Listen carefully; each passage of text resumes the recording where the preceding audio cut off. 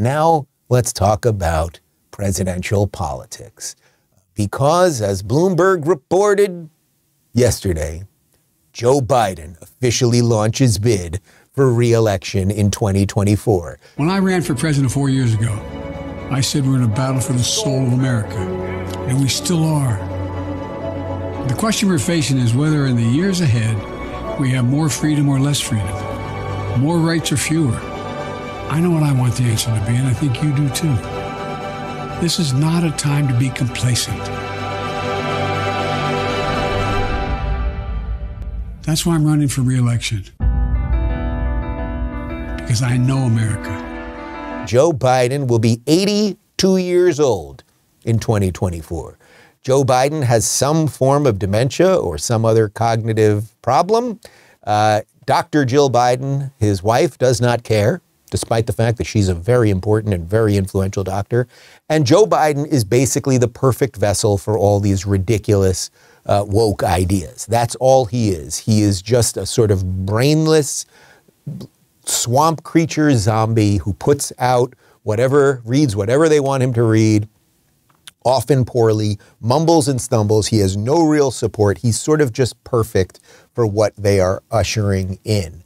But what's interesting about this is everyone kind of knows it. There are very few hardcore Joe Biden supporters. The voter market, if you want to talk about the market and market share related to beer, related to what people watch, well, how about related to voting too? The market does not want him to run. So let's not give it to him. Here's Chuck Todd on NBC, even admitting that most people do not want Joe Biden to run. More than half of the people who voted for him in 2020.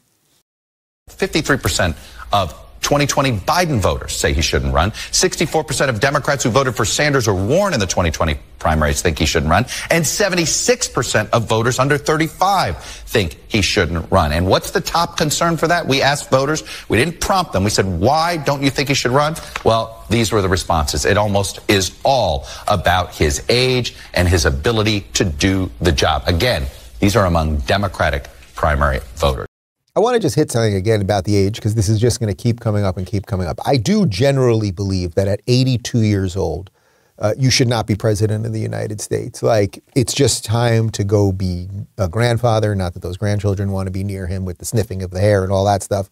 But like, it's just too old. But I would also say in the world that we live in now, where the last 20 years have been an absolute revolution of technology and information and communication, the idea that Joe Biden is going to lead us to the other side of that is so stagnated and so crazy and so it's such a broken, nonsensical idea that, again, I think it's perfect for the Democrats because they don't want the new world to be ushered in. They want a world to be ushered in that will be of more centralized control and of more power over your decisions and much more. But it is not specifically about his age. And I just do want to say that one more time. My problem with Joe Biden, it really isn't, despite I think you can make a good argument about that, right? He grew up in a completely different world. We need leaders who are somewhere in their 40s and 50s, even into their 60s right now.